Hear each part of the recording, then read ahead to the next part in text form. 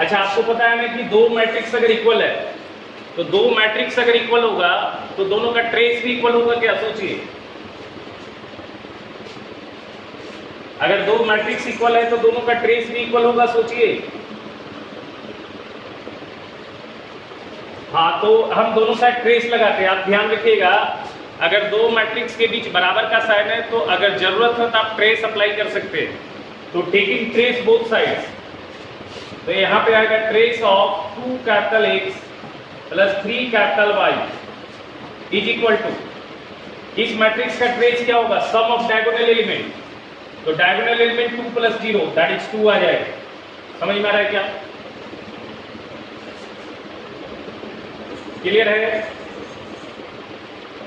अच्छा, हमने ये भी प्रॉपर्टी बताया था कि ट्रेस जो होता है वो डिस्ट्रीब्यूट होता है एडिशन के साथ। तो आप क्या लिख सकते हैं? Trace of 2x plus trace of 3y लिख सकते हैं क्या? सोचिए, इज इक्वल टू 2। प्रॉपर्टी याद है?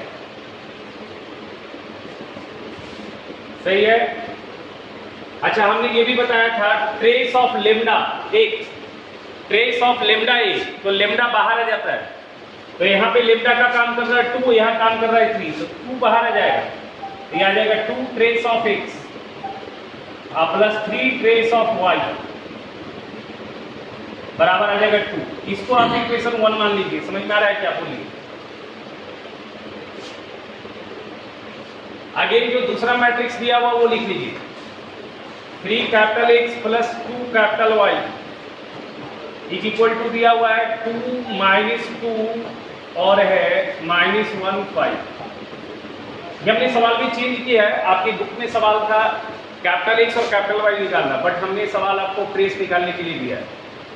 ठीक है ना? अब यहाँ भी ट्रेस लगा दीजिए दोनों साइड सिमिलरली जैसा भी बनाया था। तो 3 capital X plus 2 capital Y बराबर आ जाएगा। इसका ट्रेस कितना आएगा? डायगोनल एलिमेंट का सम बता दीजिए। 2 और 5 का सम 7 आ जाएगा। यहाँ आ जाएगा trace of 3x plus trace of 2y बराबर आ जाएगा बेटा 7। ये बन जाएगा 3 trace of x plus 2 times of trace of y is equal to आ जाएगा 7। ये इक्वेशन नंबर 2 आ गया। अब आपको लगता है इक्वेशन 1 और 2 के हेल्प से ट्रेस ऑफ x और ट्रेस ऑफ y निकाल सकते हैं? बोलिए। अगर देखिए ट्रेस y कैंसिल कराना है, ट्रेस y कैंसिल कराना है, यहाँ कोफिशिएंट 3 यहाँ 2 है, तो यहाँ पे इस इक्वेशन में आप क्या कीजिए? 2 से गुना कर लीजिए, है ना? और इस इक्वेशन में आप कितना से गुना कीजिए बेटा? 3 से गुना कर लीजिए। जिससे क्या होगा? दोनों इक्वेशन में ट्रेस ऑफ y का कोफिशिएंट सेम हो जाएगा और सब्ट्रैक्ट करने से ट्रेस ऑफ y कैंसिल हो जाएगा और ट्रेस ऑफ x आ जाएगा आपका। क्लियर है? तो यहाँ पे देखिए कितना बन जाएगा? 4 times of trace of x और plus 6 times of trace of y। तो अभी आदत नहीं है, 2-4 दिन में आदत हो जाएगा लिखने का। ये बन जाएगा 4। ये इक्वेशन नंबर 3 आ गया आपका। अच्छा, फिर यहाँ पे देखिए 9 trace of x plus 6 trace of y बराबर आ जाएगा 21। ये इक्वेशन 4। अब आपको लगता है कि दोनों इक्वेशन में ट्रेस ऑफ y का कोफिशिएंट सेम हो गया है, तो सब्ट्रैक्ट करने से ट्रेस ऑफ y कैंसिल हो जाएगा। बताइए, क्या दोनों इक्वेशन के हेल्प से ट्रेस ऑफ y कैंसिल हो जाएगा? कैसे सब्ट्रैक्ट करें? 4 - 3 या 3 - 4? 4 - 3 कर लीजिए। तो 4 - 3 कीजिएगा तो 6 ट्रेस y कट जाएगा। 9 trace y minus 4 trace y क्या बन जाएगा? 5 ट्रेस y बन जाएगा। और यहाँ क्या बन जाएगा? ये 21 माइनस 4, 21 माइनस क्या बच जाएगा बोलो? अच्छा, ये गलती हो गई। हाँ, ये हो जाएगा बेटा 5 ट्रेस ऑफ x ये कितना आ गया बताइए, 21 में से जाएगा 4 तो कितना जाएगा 17। तो ट्रेस ऑफ x कितना आ जाएगा बेटा, ट्रेस ऑफ x आ जाएगा आपका 17/5 आ जाएगा क्या, 17/5। उसी तरह से ट्रेस ऑफ y निकाल लीजिएगा, कहां से निकाल लें, फ्रॉम 2 से निकाल लीजिए ना, फ्रॉम 2 से। 2 दिख रहा है आपके पास, कितना दिख रहा है, कितना था बेटा, हाँ 2 कितना था, 3 trace of x plus 2 trace of y is equal to है 7। यहां पे आ जाएगा 3 इंटू 17/5,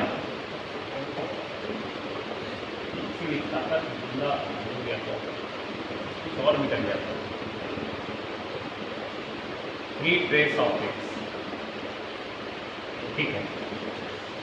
अच्छा यहां पे आ जाएगा 3 into 17/5 plus 2 times of trace of y बराबर 7। ये आ जाएगा 2 times of trace of y 7 minus ये आ जाएगा 51/5, सही है क्या, देख लीजिएगा। ये आ जाएगा 35 माइनस 51/5, ये आ जाएगा -16/5, सही कर रहे हैं क्या, देखिएगा जरा। ट्रेस ऑफ y आपका आ जाएगा -8/5, आ गया देखिए -8/5, सही है ना। एक और हमको बना दीजिए छोटा सा एडिशन वाला ही सवाल है, फिर हम लोग मल्टीप्लिकेशन में आ जाएगा, ठीक है।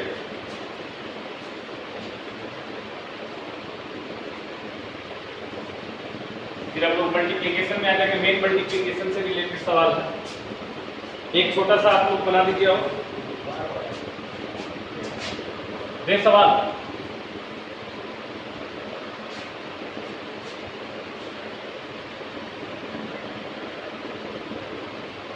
ठीक, ये एकदम अपने से सब लोग बना लीजिएगा, सब लोग एकदम इजी है ना। लिखिए सवाल है, गिवन है एनसीईआरटी का सवाल, एकदम इजी सवाल। 3 यहां है x y z w, x y z w is equal to है x 6, कोई नहीं लिख पाएगा तो बोलेगा, हम समय देंगे लिखने के लिए, ऐसा कुछ नहीं, 2w और प्लस यहां पे बेटा 4 x प्लस वाई और यहां पे है z प्लस w और 3। Find the value of x, y, z and w। Find the value of x, y, z and w। x, y, z, w, x, y, z, w। सब लोग बनाओ, बन जाएगा क्या सबसे?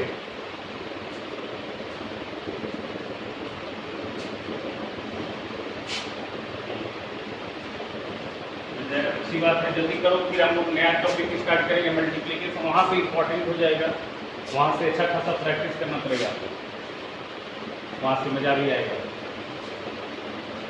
आपको क्या लगता है, ये वाली शक्ल बताइए। यहाँ पे है 4x प्लस वाई और z प्लस डब्ल्यू 3। पहली रो में है 4x प्लस वाई, दूसरी रो में है z प्लस डब्ल्यू और 3। अच्छा बताइए, ये वाली जो ढांचा है, ये वाली ढांचा को हम लोग क्या बोलेंगे? स्केलर मल्टीप्लिकेशन ऑफ पार्टिकल्स बोलेंगे क्या? सोचिए, बोलिए। हाँ ठीक है, आप लोग आंसर निकालने में ज़्यादा विश्वास रखते हैं, हम जो बताते हैं उस पर फोकस कीजिए, ठीक है? आंसर निकालिए नहीं, ठीक है, ये तो सब लोग है बेटा। यहाँ वो मिलाएंगे बनाएंगे तो मिल जाएगा बेटा, बनाए तो नहीं है, ठीक है। आप लोग आंसर निकालने में ज़्यादा विश्वास करते हैं, जब बताते हैं तो सुनिए थोड़ा सा हम क्या क्या बोलते हैं, ठीक है। ये तो सब ईजी है, आप बना ही सकते हैं, एकदम कुछ नहीं है, ये सब में क्या दिक्कत है, सब बना लीजिए। आप बताइए कोई मैट्रिक्स में स्केलर मल्टीप्लिकेशन में क्या होता है, अगर कोई स्केलर वैल्यू मैट्रिक्स के बाहर है तो क्या होता है, वो वैल्यू मैट्रिक्स के हर एक एलिमेंट में मल्टीप्लाई होता है या किसी रो या किसी खास कॉलम में? हाँ, हर एक एलिमेंट। तो यहाँ पे ये बन जाएगा, देखिए 3x, ये बन जाएगा 3y, ये बन जाएगा 3z और ये बन जाएगा 3w। इतना कर रही हैं आप लोग सब लोग। अब यहाँ पे दो मैट्रिक्स का एडिशन कर लीजिए, तो ये बन जाएगा 4 + x और ये बन जाएगा x + y + 6 और यहाँ बन जाएगा z + w - 1 और यहाँ बन जाएगा 2w + 3। क्या सही है बोलिए? अब हम लोग कौन सा कॉन्सेप्ट अप्लाई करेंगे, अब हम लोग यहाँ पे कौन सा कॉन्सेप्ट अप्लाई करेंगे ये बताइए। हाँ, equality of matrices. Equality of matrices क्या कहता है? करस्पॉन्डिंग एलिमेंट इक्वल, यानी कि ये एलिमेंट से इक्वेट हो जाएगा, ये वाली वैल्यू इस वैल्यू से बराबर हो जाएगा, ये वाली वैल्यू इस वैल्यू से बराबर हो जाएगा और ये वाली वैल्यू इस वैल्यू से बराबर हो जाएगा। क्या सोचिए, हो जाएगा? तो 3x बराबर हम लोग लिखेंगे 4 + x, तो आपको लगता है 2x बराबर 4 आ जाएगा, तो x बराबर 2 आ जाएगा बेटा, बोलिए सही है। अच्छा, फिर लगता है आपको 3y का वैल्यू आ जाएगा, यहाँ पे x + y + 6 आ जाएगा बेटा और यहाँ पे x का वैल्यू 2 है, तो 3y बराबर 2 + y + 6 आ जाएगा। इधर से 2y बराबर आ जाएगा 8, तो y का वैल्यू 4 आ जाएगा। सही है, वेरी गुड वेरी गुड। अच्छा बताइएगा, दिख रहा है ना आप लोग को? दिक्कत नहीं हो रहा है, कोई प्रॉब्लम तो नहीं हो रहा है ना दिखने में? वो थोड़ा लाइनिंग नहीं आ रहा है ना, वो कैमरा ठीक कर लेंगे। हाँ बोलिए बोलिए, क्या बोल रहे थे? क्या ये वाला रिपीट करे बेटा? 3, हाँ देखिए 3y बराबर है x + y + 6, तो x का वैल्यू तो अपने पास पता है ना 2, x डाल दिए तो y निकल गया हमारे पास। अच्छा, 3z बराबर कितना जाएगा? 3z बराबर कितना जाएगा बोलिए? z + w - 1। Corresponding element equal कर रहे बेटा, एकदम सिंपल सा है। अच्छा, इसमें z और w का वैल्यू पता है क्या? नहीं, यहाँ पे नहीं पता है, तो अभी पहले w निकाल लीजिए। यहाँ से 3w बराबर क्या मिल रहा है? 2w + 3, तो 3w - 2w आ जाएगा, w बराबर 3 आ जाएगा, क्या बोलिए? और w बराबर 3 यहाँ डाल दीजिएगा तो z भी आ जाएगा, फटते हुए देखिए क्या आ जाएगा, w z और यहाँ पे आ जाएगा 3 - 1 बेटा, तो ये आ जाएगा 2z बराबर 2, तो z बराबर आ जाएगा 1। क्या सही है बोलिए? x2 y4 w3 z1। तो इस तरह का सवाल तो हमको लगता है बना लीजिएगा, कोई दिक्कत नहीं, आपसे बन भी जाएगा सारे लोग से। अब हम लोग नया चीज स्टार्ट करें, मल्टीप्लिकेशन ऑफ मैट्रिसेस स्टार्ट करें, बोलो ठीक। चलो नया टॉपिक हम लोग स्टार्ट करेंगे, मल्टीप्लिकेशन ऑफ मैट्रिसेस।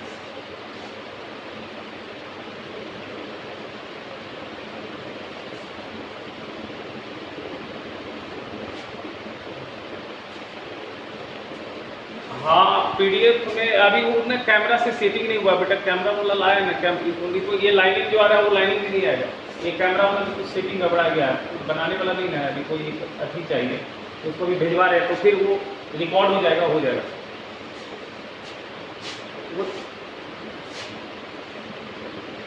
हाँ वो बता देंगे बेटा, वो देखो एक्चुअली जो तुम सवाल पूछे हो ना वो मैट्रिक्स मल्टीप्लिकेशन के बाद का है और वो सॉल्यूशन ऑफ मैट्रिक्स का है, वो मतलब इन्वर्स पढ़ोगे तब होगा, हम ऐसे बता देंगे, लेकिन हो सकता है तुम समझोगे कि नहीं समझोगे। वो मैट्रिक्स मल्टीप्लिकेशन पढ़ने के बाद सॉल्यूशन ऑफ मैट्रिक्स इक्वेशन एक होता है, वहाँ पढ़ोगे तब होगा, वो गलती से उस चैप्टर में सवाल आ गया।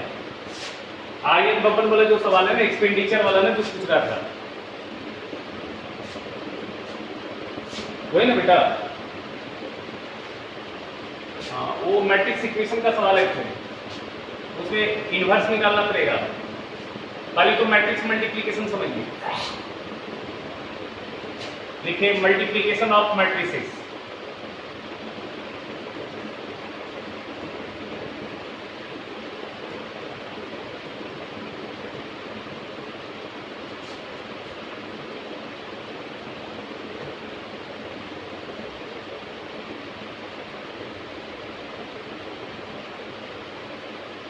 क्यों भी रहा है?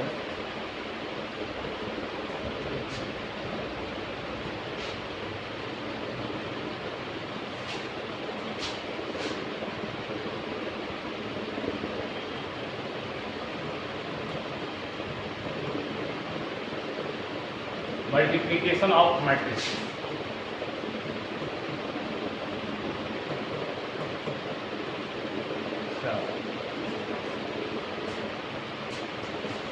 ये बड़ा इंपॉर्टेंट टॉपिक है बेटा, ठीक है।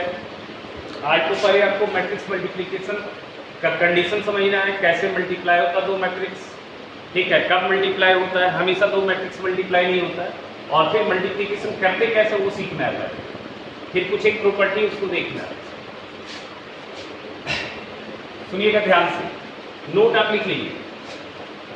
देखिए, जब मैट्रिक्स मल्टीप्लिकेशन दो मैट्रिक्स को मल्टीप्लाई करेंगे ना, जब दो मैट्रिक्स को आप मल्टीप्लाई करेंगे तो उसमें से पहला जो मैट्रिक्स होता है उसको बोलते हैं प्री मल्टीप्लायर, और जो दूसरा मैट्रिक्स होता है उसको बोलते हैं पोस्ट मल्टीप्लायर। सुनिएगा सुनिएगा, अगर हम ए बी दो मैट्रिक्स का प्रोडक्ट लिखते हैं, समझ गए ना। अगर ए और बी हम बनाना चाहते हैं तो अगर आप ए बी बनाते हैं तो इसमें से ए जो होता है इसका नाम होता है, लिख लीजिएगा, प्री मल्टीप्लायर। इसका नाम जो होता है वो होता है प्री मल्टीप्लायर। और ये बी जो होता है बेटा, इसका नाम होता है जो बाद में मल्टीप्लाई, जो पहले मल्टीप्लाई है उसको बोलते हैं प्री मल्टीप्लायर, और जो बाद में मल्टीप्लाई है उसको बोलते हैं पोस्ट मल्टीप्लायर। समझ में आ रहा है क्या?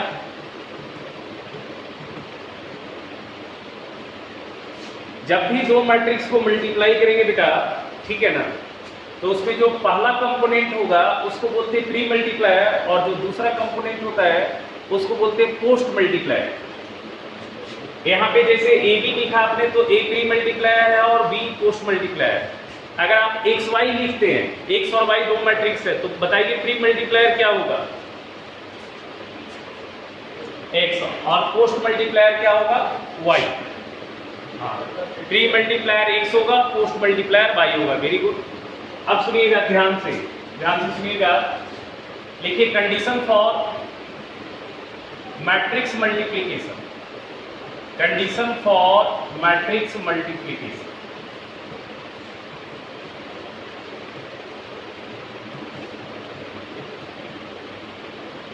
Condition for matrix multiplication, spelling लिख दीजिएगा, थोड़ा सा लिख करके आता है। दो मैट्रिक्स को मल्टीप्लाई करने का कंडीशन क्या है? क्या है कंडीशन? लिखिएगा number of column, number of column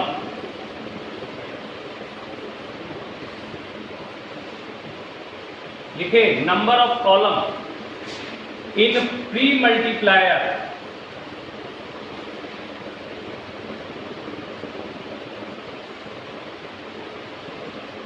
is equal to number of रोज,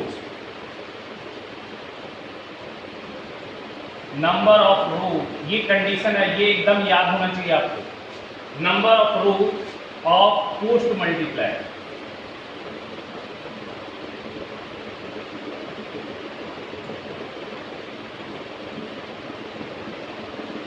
सुन रहे हैं क्या बोला हमने? दो मैट्रिक्स को मल्टीप्लाई होने का कंडीशन क्या है? प्री मल्टीप्लायर के कॉलम्स और पोस्ट मल्टीप्लायर के रो इक्वल होने चाहिए। समझ में आ रहा है क्या? दो मैट्रिक्स को मल्टीप्लाई करने का कंडीशन सुनना, ये याद रखना, बड़ा इंपॉर्टेंट कंडीशन है। दो मैट्रिक्स को मल्टीप्लाई होने का कंडीशन है बेटा, प्री मल्टीप्लायर के कॉलम्स और पोस्ट मल्टीप्लायर के रो इक्वल होनी चाहिए। अगर प्री मल्टीप्लायर का कॉलम और पोस्ट मल्टीप्लायर का रो इक्वल है तो आप दो मैट्रिक्स को मल्टीप्लाई कर सकते हैं, जरूर मल्टीप्लाई हो। आप बताइए अगर आप ए बी बनाते हैं तो कॉलम किसका यूज होगा बताइए, ए का या बी का? ए का, यानी कि लिख लीजिए दैट इज, लिख लीजिए नोट में लिख लीजिए दैट इज एक condition for existence of A B. क्या हो जाएगा? Condition for existence of A B.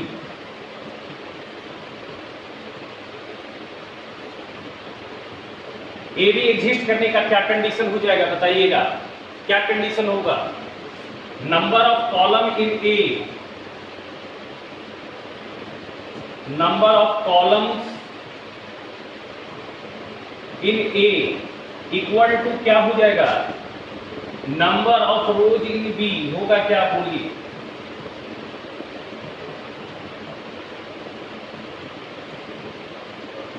Clear है? ए बी बनने का कंडीशन क्या है? Number of column in A equal to number of rows in B. अच्छा, उसी तरह से बताइए अगर बी ए बनाना होगा तो क्या होगा? कॉलम किसका यूज होगा?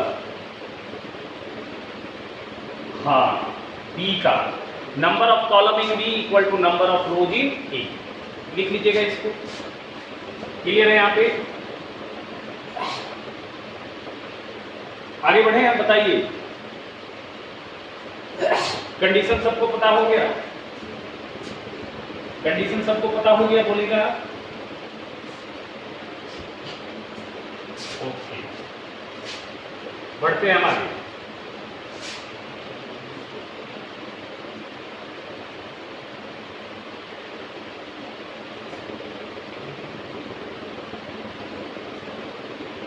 सुनिएगा,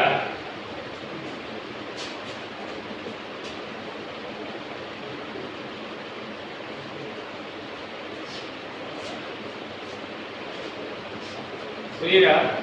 लेकिन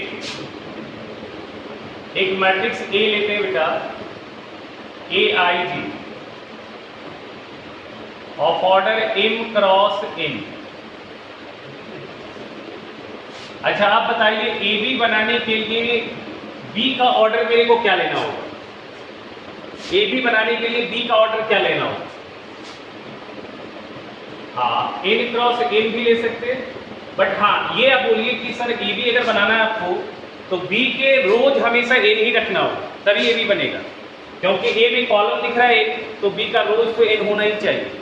और कॉलम आप कुछ भी बनाइए, कोई दिक्कत नहीं है। तो n क्रॉस बी ऐसा होगा क्या? बोलिए।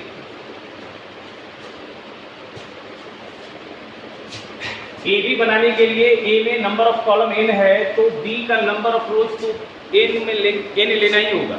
कॉलम आप कुछ भी रखें, कोई दिक्कत नहीं है। तो यहां पे हम ए बी बना सकते हैं। हियर ए बी एग्जिस्ट, क्योंकि ए बी एग्जिस्ट करने के लिए जो कंडीशन है वो मेरे पास फुलफिल हो रहा है। ए बी एग्जिस्ट, सही है क्या? अब सपोज ए बी जो बनेगा, मान लेते हैं उसका एलिमेंट आया सी आई जी, इसका जो एलिमेंट आया वो आया सी आई जी। मान लिया ए बी जो बनेगा उसका एलिमेंट आ गया सी आई जी, ठीक है। वो सी आई जी कैसे लिखेंगे वो तो मैं देखूंगा, बट ए बी जो बना उसका एलिमेंट आया सपोज सी आई जी, तो इसका ऑर्डर क्या होगा ना, ध्यान से देखिएगा। यहाँ पे इसका जो ऑर्डर होगा m क्रॉस p, इसका जो ऑर्डर होगा m क्रॉस p। अब थोड़ा ध्यान से देखिए, यहाँ पे m क्या है, यहाँ पे m क्या है? Number of rows in a है क्या? अच्छा, और ये p क्या दिख रहा है आपको? ये p क्या दिख रहा है? देखिए ये p क्या दिख रहा है? Number of column in b दिख रहा है क्या? तो एक नोट लिख लीजिएगा, ये बड़ा इंपॉर्टेंट है।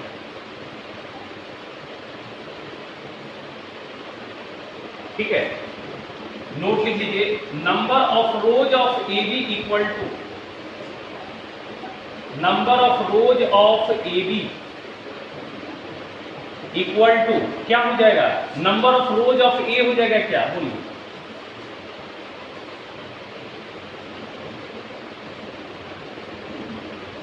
क्लियर है? Number of rows of A B equal to हो जाएगा number of rows of A. अच्छा, number of column of A B equal to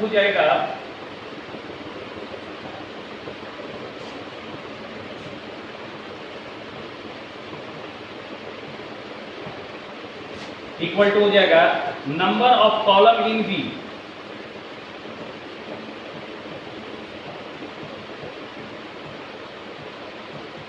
बोलिए होगा ऐसा बेटा?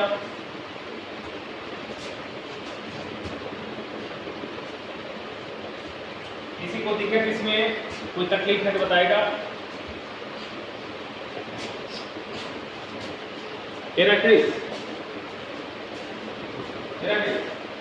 क्या मसला है?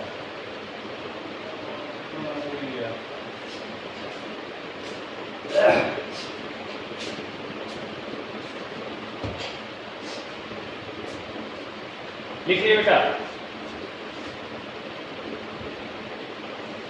अच्छा, सपोज ए बी जो है, मान लिया ए बी जो है, अगर ए बी हमने एक मैट्रिक्स लिखा है, इसका ऑर्डर लिखा 4 क्रॉस 3, तो बताइए अगर ए बी का ऑर्डर पता है तो ए का रोज कितना होगा बताओ। अगर ए बी का ऑर्डर 4 क्रॉस 3 है तो ए का रो कितना होगा 4। अगर ए बी दिया है, हाँ सुनना, ए बी अगर दिया है तो ए का रो के बारे में डिसाइडेड है, बी के कॉलम के बारे में डिसाइडेड है। अगर ए बी का ऑर्डर दिया है तो ये डिसाइडेड है कि ए का रो कितना होगा और बी का कॉलम कितना होगा। तो अगर ए बी का ऑर्डर है 4 क्रॉस 3 तो नंबर ऑफ रोज इन ए हो जाएगा 4 और number of column in B हो जाएगा 3। क्लियर है? बोलो।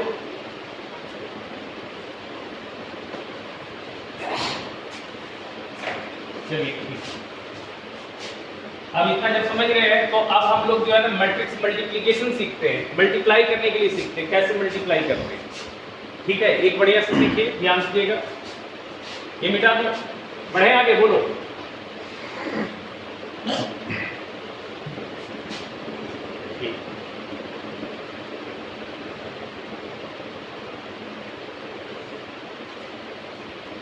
सुनिएगा, अब मल्टीप्लिकेशन करने का तरीका देखते हैं। कंडीशन तो हमने देख लिया कैसे मल्टीप्लाई होगा, अब वो तरीका सीखते हैं। लेकिन ए बराबर, सुनिएगा, A11, A12, A13, A21, देखो किसी का माइक चल रहा है, ऐसा है। ये कितने ऑर्डर का मैट्रिक्स लिया मैंने, बोलो।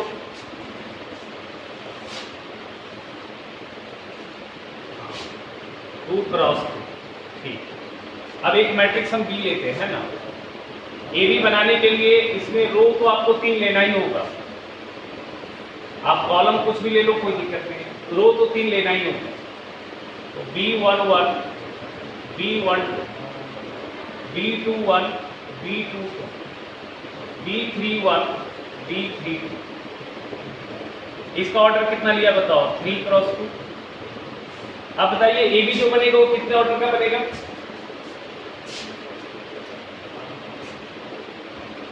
बोलिए। हाँ, 2 क्रॉस 2, वेरी गुड, 2 क्रॉस 2 बनेगा। अब देखिए ए बी जब लिखना है ना तो आपको ऐसे लिखिएगा, ए की जगह पूरा मैट्रिक्स लिख लीजिए आप, A11, A12। मल्टीप्लिकेशन थोड़ा सा जो है ना इम्पोर्टेंट है, ज़्यादा थोड़ा सा प्रैक्टिस का चीज़ है इसमें। गुना, और आप बनाते बनाते बहुत फास्ट आप बना सकते हैं, मल्टीप्लाई कर सकते हैं, कोई दिक्कत नहीं। B1, B21, B22। सुनिएगा कैसे मल्टीप्लाई करना है। B31, B3। आपको कंडीशन भी याद होना चाहिए और मल्टीप्लाई करने का तरीका भी याद होना चाहिए। जब डिटरमिनेंट हम पढ़ेंगे तो किसी तरीके से मल्टीप्लाई कर लेंगे, बट मैट्रिसेस का मल्टीप्लिकेशन एक यूनिक रूल से होता है। सुनिएगा, जब आप 2 मैट्रिक्स का प्रोडक्ट लिखिएगा तो आप हमेशा ध्यान रखिएगा प्री मल्टीप्लायर का रो यूज कीजिएगा और पोस्ट मल्टीप्लायर का कॉलम।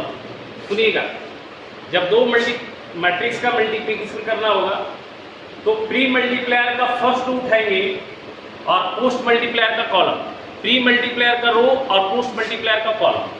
कहने का मतलब सुनिएगा, ये जो है, ये जो R1 है ना, सुनिएगा, ये पूरा R1 जो है ये पूरा C1 के साथ गुना होकर एक एलिमेंट कर देगा। सुनिएगा, जैसे ये पूरा R1 है, क्या दिख रहा है, ये R1 है क्या देखिए, और ये क्या है C1 है, ये R2 है, और ये क्या है बताइए C2 है। तो इसका एलिमेंट जो लिखाएगा ना वो कैसे लिखेंगे मैं बता रहा हूँ। यहाँ पे देखिए, पहले इसका R1 उठाइए, तो यहाँ आएगा R1 अब गुना C1, इसका R1 इसका C1 मिलकर के एक एलिमेंट, ये पूरा एक एलिमेंट है, ये जो AB का प्रोडक्ट रहेगा उसका ये एक एलिमेंट है। फिर क्या कीजिएगा, इसका R1 और इसका C2 यहाँ लिखाएगा, R1 गुना C2 ऐसे लिखे, ये पूरा मिलकर के एक एलिमेंट।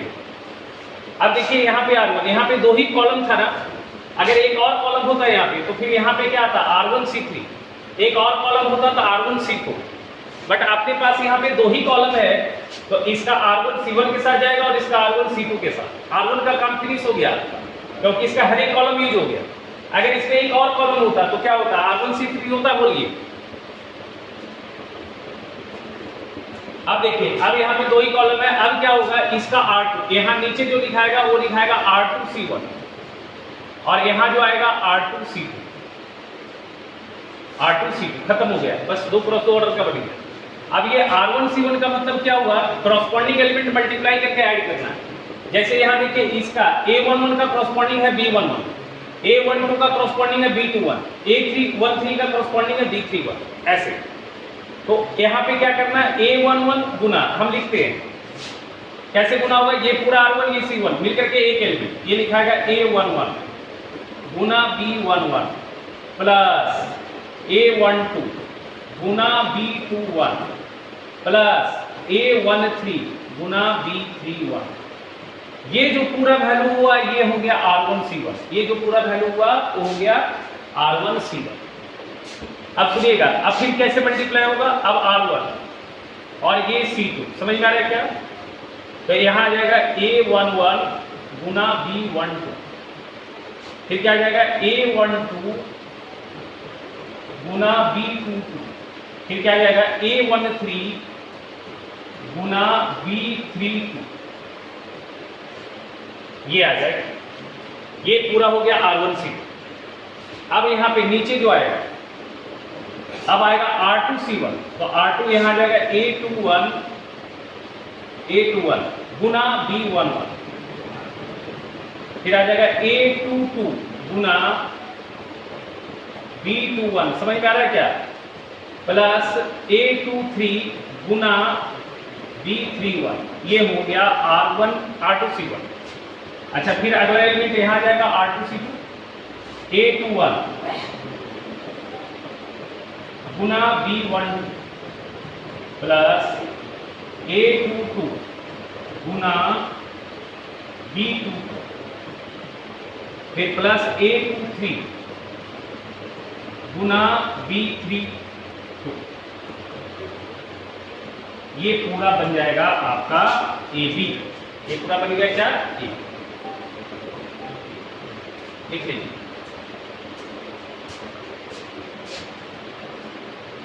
समझ में आ रहा है कैसे मल्टीप्लाई करेंगे, बोलिए। रो टू कॉलम मल्टीप्लाई करेंगे बेटा, रो टू कॉलम मल्टीप्लाई करेंगे, मतलब प्री मल्टीप्लायर का रो और पोस्ट मल्टीप्लायर का कॉलम।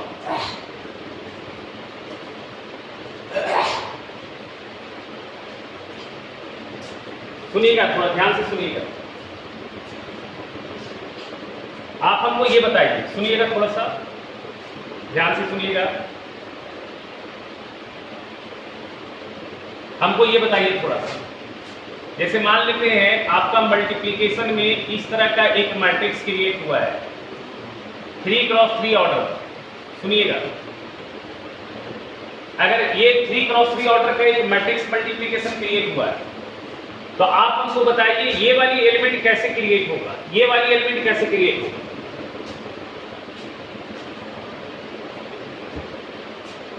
ये वाली एलिमेंट कैसे क्रिएट होगा, ये वाली एलिमेंट का पोजीशन क्या है बताइए। R3 C3 है क्या, सोचिए जरा। इसका मतलब यहाँ पे R3 किसका यूज हुआ होगा, इसका, ये R3 किसका यूज हुआ होगा, बोलिए।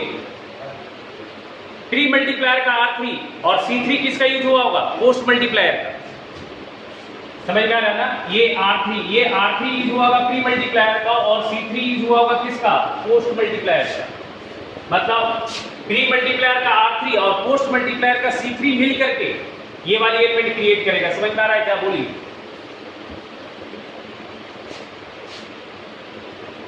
अच्छा बताइए, ये वाली एलिमेंट कैसे क्रिएट होगा? प्री मल्टीप्लायर का क्या यूज होगा और पोस्ट मल्टीप्लायर का कौन यूज होगा? C1। Very good. Pre multiplier का R3 और पोस्ट मल्टीप्लायर का C1 मिलकर के ये एलिमेंट क्रिएट हो जाएगा। क्योंकि जरूरी नहीं है, देखिए जब आप ऑब्जेक्टिव सवाल बनाइएगा ना तो मैट्रिक्स मल्टीप्लिकेशन में जरूरी है कि हर एक एलिमेंट को मल्टीप्लाई करना ही पड़े। कभी कभी जरूरत पड़ता है, सिर्फ मान लिया आपको इस एलिमेंट का जरूरत पड़ गया, सिर्फ ये एलिमेंट का, और बाकी एलिमेंट का जरूरत नहीं है, तो पूरी मैट्रिक्स मल्टीप्लाई क्यों करेंगे? तो ये चीजें भी समझना है। तो आप ये बताइए, ये किस पोजीशन पे एलिमेंट दिख रहा है? ये किस पोजीशन पे एलिमेंट दिख रहा है? R1 C2 है क्या? ये R1 C2 है क्या? पहली रो और सेकेंड कॉलम वाली एलिमेंट है क्या? बोलिए। तो इसका मतलब ये वाली एलिमेंट कैसे क्रिएट हुआ होगा हमको ये बताइए।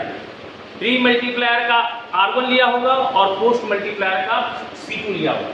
मतलब प्री मल्टीप्लायर का फर्स्ट रो और पोस्ट मल्टीप्लायर का सेकेंड कॉलम लिया होगा। समझ में आ रहा है? किसी को दिक्कत है तो बोलेगा। सबको समझ में आ रहा है यहाँ तक? तो चलिए आप जो है एक मैट्रिक्स का मल्टीप्लिकेशन खुद करके बताइए। ठीक है, एकदम सिंपल सा दे रहे हैं हम तुमको।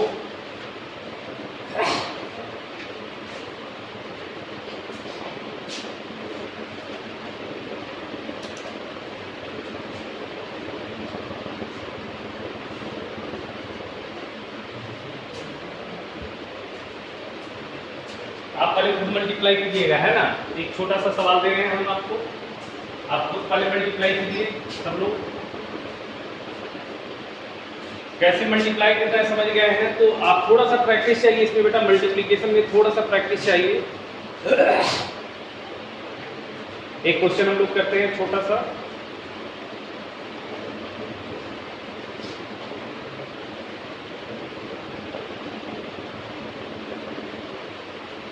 देखिए, एक मैट्रिक्स हम दे रहे हैं A बराबर, यहां क्वेश्चन हम लिख रहे हैं, ठीक है। A बराबर दे रहे हैं, मैट्रिक्स है 1 - 2 3। सब लोग मल्टीप्लाई कीजिएगा। 3 2 - 1, ठीक है। फिर हम इसमें प्रॉपर्टी की बात करेंगे। B बराबर, पहले मल्टीप्लिकेशन सीख लीजिए। 2 3 - 1 2 और 4 - 5। Write AB and BA if it exists. Write AB and BA